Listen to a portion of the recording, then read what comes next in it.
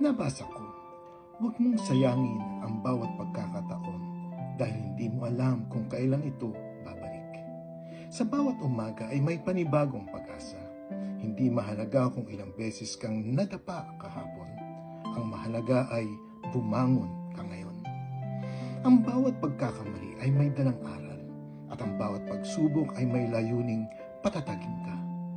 Huwag kang mawala ng loob sa gitna ng unos sapagkat ang ganda ng kulay ng bahagari ay hindi lilitaw kung walang ulan.